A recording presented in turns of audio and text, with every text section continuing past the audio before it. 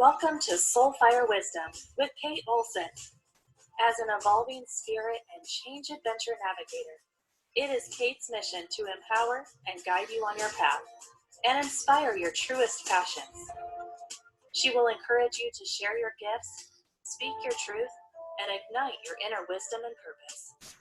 She hopes to do so with a little humor and grace and her own soulfire passion.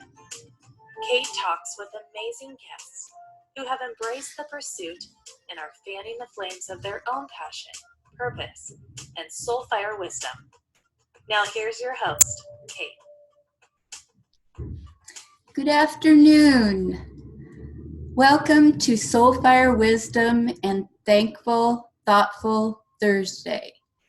So today I am thankful for a really good night's sleep. I mentioned, I guess, a couple times that I was sick for a long period of time with a respiratory-related thing and wasn't sleeping very well. And I've just started, actually sleeping, and it feels so good. So I'm also thankful for the great weather we're having here in Seattle. Although it's really cold, it's sunny, and it's been sunny all week. So that's everybody's always thankful for that in Seattle. So we have a great show planned for today, and our guest is Rosanne Olson. The show is called The Art and Soul of a Modern Folk Singer. And so she is a singer and also a poet, writer, photographer. And we're going to be hearing about all about her art and her singing. She embarked on her artistic journey at the age of 6, and she was inspired by her next door neighbor, who was an accomplished portrait painter. That connection led her to a lifetime of integrating her world through a myriad of different media, including drawing, collage, photography, writing, and music. And she actually grew up in Minot, North Dakota. And I think when I talked about the show at the end of the last week's show, I said that she was no relation to me. And that is probably true or maybe true. But I was also born in North Dakota, so it is possible that we are distantly related somehow. Rosanne went to college and majored in science in her hometown of Minot, but her passions were expressed by taking courses in literature, poetry, and art. And then as a graduate student in journalism at the University of Oregon, she honed her skills as an observer of humanity. And that led her to a long professional career as a photographer, author, and a teacher. And one of her most noted accomplishments is a book about women and body image, which was published in 2008. And that's titled, "This Is Who I Am, Our Beauty in All Shapes and Sizes." So her music started with piano lessons in grade school, French horn in the school band, singing in the church choir, and classical guitar lessons. After a long hiatus, Rosanne began playing harmonica in 2007. Soon thereafter, she bought a guitar and began transforming her poetry and sentiments into songs. Her first album, Love in Our Country, or In Your Country, was released in 2018. She's working on her second album, and that's scheduled to be released in 2020. Songwriting, she says, is a useful tool not only for personal expression, but for social change. And to that end, she's released a song about immigration called Heart-Shaped Key. And she has a video to go along with that song, using her own illustrations that are actually colored by her 7-year-old neighbor. And that video is posted on the radio website under guests and under Rosanne's photo. So you can go and actually hear that. So I'm going to go ahead and introduce Rosanne, and she can fill in any gaps there before I start asking her some questions. Hi, Rosanne. Hi, Kate. It's wonderful to be able to sit here and talk to you. I am in Arizona right now, so the weather is beautiful, and I'm thankful for that. Yes. So, anyway, I'm looking forward to talking to you. I'm guessing. A bit warmer. It's chilly. I'm here helping my mother who lives here, and then I'll be back to Seattle next week, and I'm hoping I still get some beautiful color of autumn, which I love. Oh yeah, I'm sure we'll still have some color. I'm not sure if we'll still have the sun. Keep my fingers crossed. So did we miss anything in your background that you'd like to? No, I think you did a good job on describing everything, how I started, and truly the beginning, I remember so clearly, was my next door neighbor, who was a wonderful, warm woman. And when I was 6 years old, we had just moved into this house in this whole new neighborhood, and every house for some reason looked the same to me. And I said, Mom, I'm going to go for a walk. So I walked down the street, and when I came back home, I couldn't tell which house was ours. So I walked into the wrong house, and that was the house of our neighbor Carolyn, who was the artist, and she was playing with her kids, and she had her portraits on the wall, and I thought, whoa, I really would like to know this person. As a 6-year-old, I thought that to myself. So she was important to me. So what was the connection that took you from photography to songwriting? How did you make that? Yeah, that's an interesting question. I've always been involved in not only photography, but writing for myself, writing poetry. Poetry especially is such a great way of digging into personal expression, one's feelings about the world or your inner life. And I was involved I studied poetry in college, and then I was involved in a poetry group in Seattle. And I was enjoying that, but somehow it needed to come out in a different way. And what happened is I went to a play at Intiman Theater, and in the play, it was To Kill a Mockingbird. In the play, one of the characters played the harmonica. And afterwards, the actors had an open meeting with anybody who attended, and I went to it. And I asked the guy who played the harmonica, I said, that was so beautiful. It made me want to cry. And it was so incredible to hear that. I wanted to know how he learned. And he said he learned from a guy in Seattle, even though he was from somewhere else. And so I tracked down the guy in Seattle whose name is Grant Dermody. He's a wonderful teacher. And I took lessons from him for a number of years.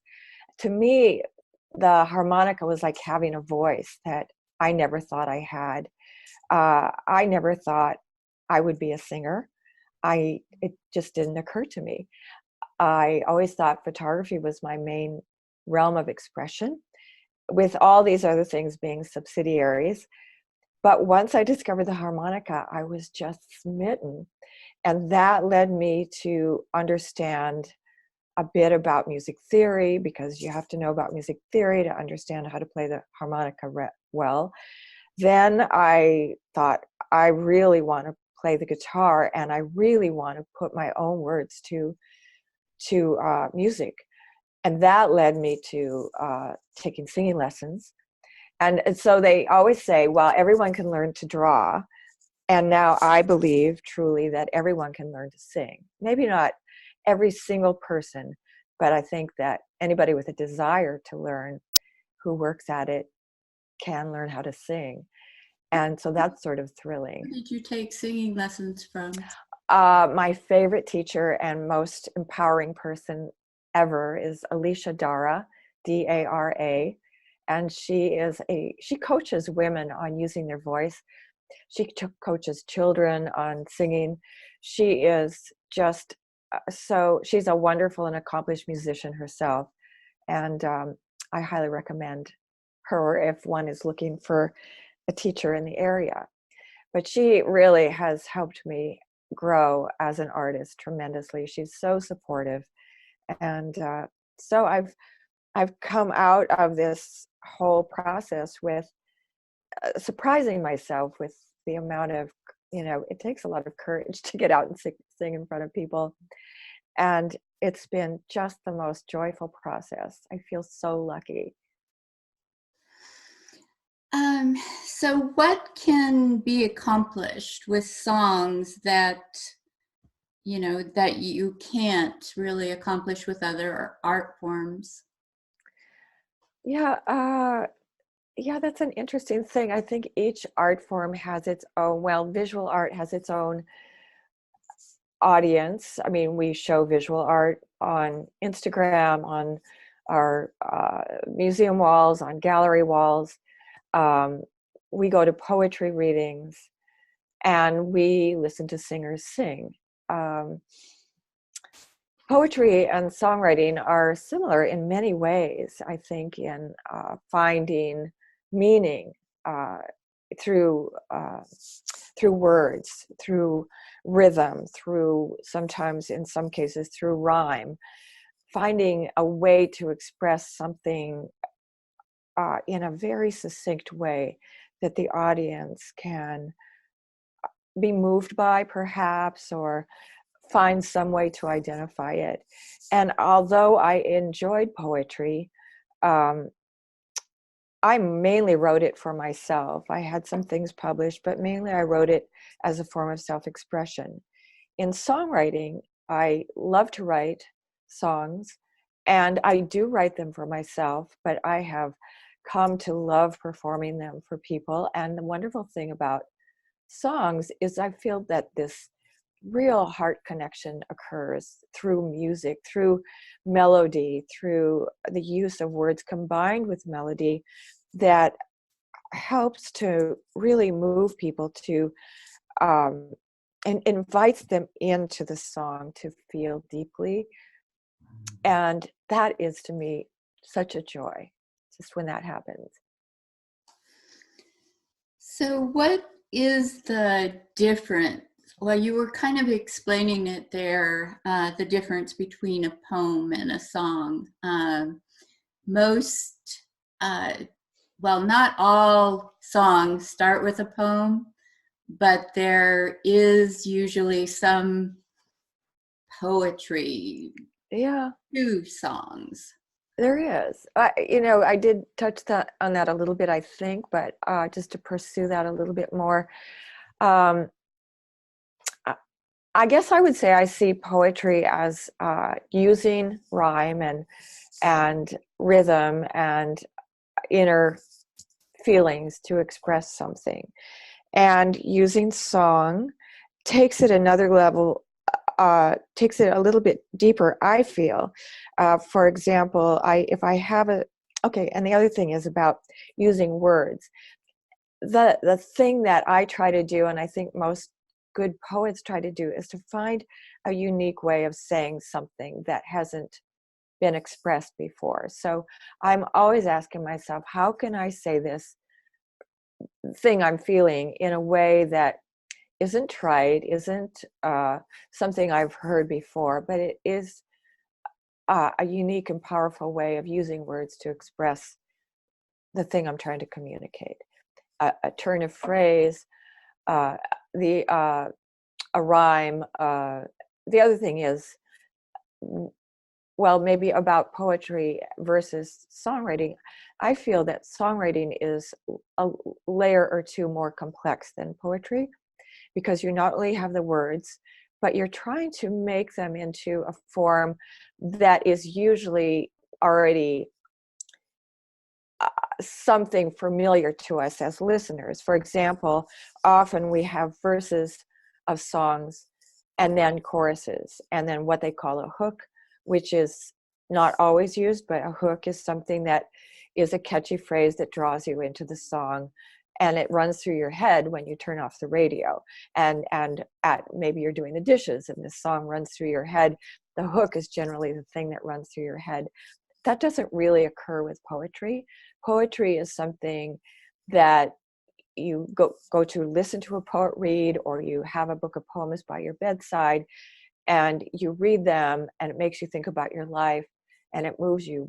But music is something you might turn on your stereo or turn on in your car and carry with you as you walk out of your car to the next thing, running through your head.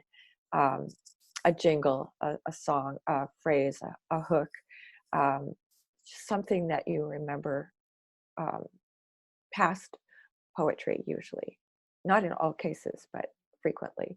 And an example of very poetic writers, my favorites are Joni Mitchell and Leonard Cohen, among many, many others. There are so many talented songwriters. And one of my favorites who is out playing right now in the sort of folk genre is Brandi Carlile. She's a great songwriter and a great promoter of songwriting, really good songwriting. So people who use language to create images in our minds, paint little stories, paint emotions that take you deep into yourself. That's what I'm looking for in my own work and in the work that I like to listen to. So, what is your process for writing songs? Do you come up with the words first or the music? Usually they come at the same time, and it's such an interesting process, which I love. I'm a big walker. So in the morning I'll go out and I'll put my phone in my pocket and my earplug in one ear with a recorder near at hand. And I just go walking. And if I'm not listening to the radio, which is counterproductive to songwriting, I will start to get into a rhythm. And I get into what I would call a no mind space, which is a real beautiful meditative space. And without even thinking of what I'm thinking about, something will pop into my mind. Um, and it might be just a few words. I'll pick up my phone and I'll record them, and I'll just leave it. I won't pursue it, and then I'll just keep going. And maybe that same idea will continue, or maybe something else will come up. And anyway, I record my thoughts as I go, and I just label them snippets if I don't have a word for them, or I might give them a brief title. They might sit on my phone for weeks or months, and as I go back to them, I'll go, oh, yeah, that sounds pretty good to me. And I'll save it, and I might then start to develop it. And usually I'll sit down and type out the words I have. I might take out my guitar and start playing to what I think the melody is, what the chords are according to what I've sung. And then it just starts to form.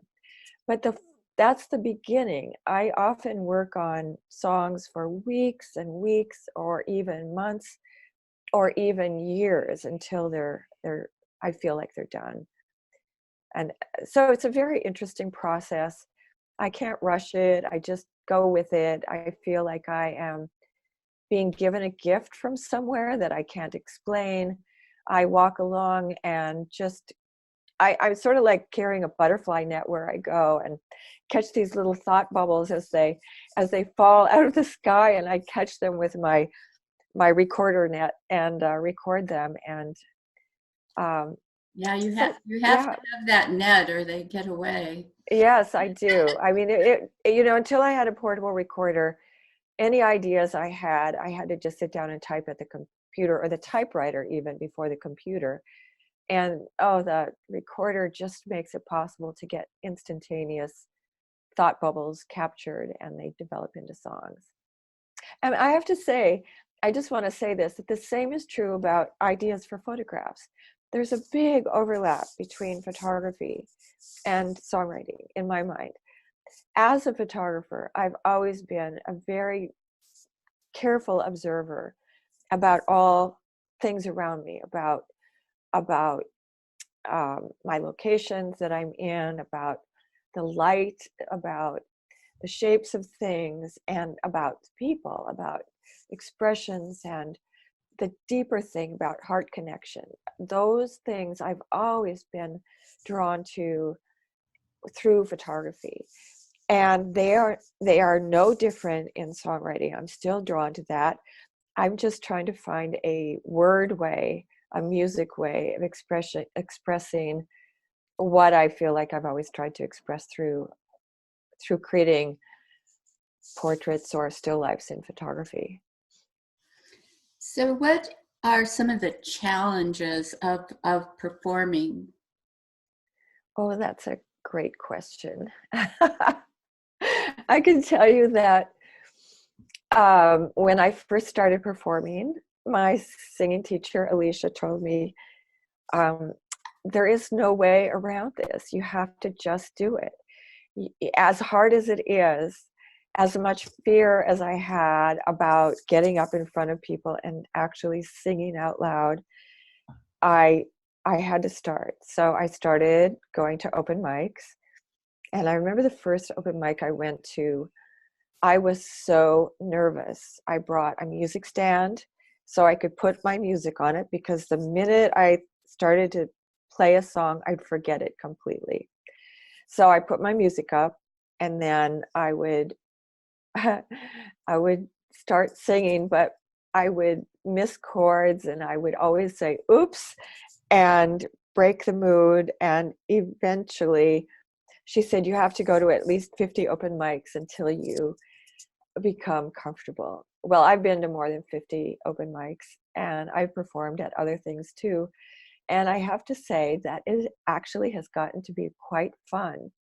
And I still get a little nervous, which is true about photography too. Even though I've done it for many years, I love that feeling of being like having my finger plugged into an electric socket and being wide awake and truly energized, and maybe a little bit nervous, but the nervousness is mostly excitement about sharing what I have created with people. And it's made me very compassionate toward other people who have the courage to get up and sing, because boy, it's a hard thing to do. Our voices are so personal, and everybody's voice is different. Some people don't necessarily carry a tune very well, but what they have to say is very compelling. Some people have really rough voices. Some people have beautiful operatic voices. What a spectrum. I mean, one of the singers I love is Tom Waits, with his gravelly voice, who sounds like he just woke up from a night at a bar. So all different kinds. I love mezzo sopranos. I love sopranos. I love operatic tenors. I love all kinds of artists with all their different qualities of voices. So is it hard to do the, like I have been to performances where, for instance, James Taylor talked at his performance that I went to about how he got permission to sing Carole King's song, and he said, that he didn't know at the time that he loved that song. He didn't know that he would be performing it every night for the rest Oh. of his life. And, he said, I still love the song, but if I had known that. That's so funny. So are you asking me if it's hard Yeah, to, if it's hard to, people have their favorites and they want you to sing that song. no, well, I always have new songs that I want to perform. I have to say that I have not performed enough to have any kind of feeling of exhaustion. But I think with people like James Taylor and people who perform the songs over and over again, they have to be like great actors who are on stage and have to draw and learn to draw from some place deep and meaningful to bring the emotion into the song, because you can't just like put it out there like an omelet on a plate. You have to bring it out so with as much feeling as you can. And actually that too is something that's part of the singing process, is how to get comfortable enough with yourself that what you're singing, that the listeners can feel, can trust you to take care of them and their emotions while you're singing, and so that they can sink into the feeling of the meaning of the song. So, well, good for James Taylor for doing that. I'm Well, sure it's true of all those people too. yeah, Like Joni Mitchell used to say, or that she used to get requests of the same thing over and over, and she said, famous phrase. She said, "Yeah, like pay to Starry Night again, man." Like Vincent Van Gogh. She just did it over and over again, and she kind of got tired of it, but she still did a great job. yes. In 2014, I went to 17 concerts. I went to Wow. well, I went to see all the people that I had said someday I'll go see Uh-huh. them. And so they were all the, like great people from the past. And they were all great storytellers as well Right. as performers. So, Right. Yeah. you know, Yeah, they I think did that have that. that's part of it, is, maybe a little repartee between about the song and how it developed. I like that too when I hear poetry or prose read. I like to hear a little bit about the nut of the idea, or what compelled the song to be, or poem to be written, where it comes from. So, who are some of your, musical influences, the people that have inspired you? Oh, I already mentioned a bunch of them. I mean, I would say not influencing me so much in how they perform, but their brilliance with language really matters to me. And again, I mean, who doesn't love Joni Mitchell? She Yes. is unbelievable with language and with music. And of course, Leonard Cohen has been a part of my life for a long time. I've always loved his poetry and his songwriting. So it's so incredible. I always am moved when I hear him. Tom Waits is a brilliant songwriter. I think that Neil Young is one of my favorites. Um, and as I said, I do love Brandy Carlisle so much. She's sort of a newer generation. She's wonderful. Yeah, newer generation, but still, she's been around a long time. Yeah, she's I think in her mid Wow. 30s. Yeah. Yeah, changed. Yes, and I mean some of the new young people who are out there too are amazing. Like I just haven't heard a lot of her, but I am impressed with Ariana Grande. So I mean there's so much talent. Oh, and Lady Gaga is just unbelievable in her talent, and yeah. She was one of the ones that I saw, and Oh, good for you. well, I didn't see her in 2014. I went to the New Orleans Jazz Heritage Festival. I think that was 2015, and she was one of the people performing there, and I was impressed with her too. I That would be amazing. realized how kind and gracious she is. Yes. Yeah, Until she's I saw amazing. her, she was performing with Tony Bennett, and she was, just incredibly respectful to him, and that was nice. Yeah, she is amazing. So if you could leave the audience with one thought from today's show, what would you want that to be? Oh, well, I think what I would say for everyone out there who has a dream of doing something, whether it's painting or traveling, or I would say more along self-expression, I think that we are given this life, only one that we know about, and to try something new and just embrace the experience. It may surprise you. Yes, I love that advice. So thank you for being here today and talking about what you do. Way too short a time. I know we could talk probably for hours on everything that you do. So thank you so much. And thank you. Have a good rest of your day and a good visit there in Arizona. Thank you so much. It was great talking to you, Kate. Take Yes. care. All right. Bye-bye. So we have a great show planned for next week.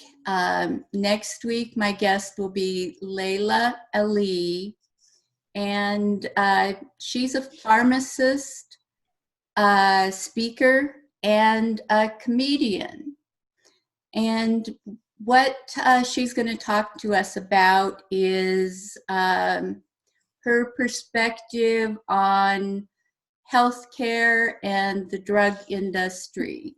And she has a little bit different perspective, and she presents it in a unique way through her comedy and humor, actually.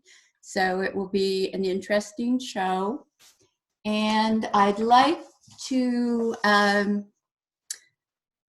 give you a thought to carry with you through your week related to today's show. And music gives soul to the universe, wings to the mind, flight to the imagination, and life to everything. And that was said by Plato. So I'm going to say goodbye, and join us next Thursday, 1 p.m. And you can go to the website. That's soulfireradio.com. So see you next week. Bye.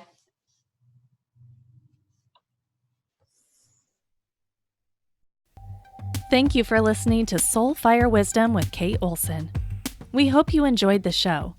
If we made you laugh, brightened your day, or sparked a new thought, we have succeeded in our mission. Join us next time when we'll share more secrets and truths and all the magic of transformation that is the journey to Soul Fire Wisdom. Always remember, be fierce in the pursuit of what sets your soul on fire.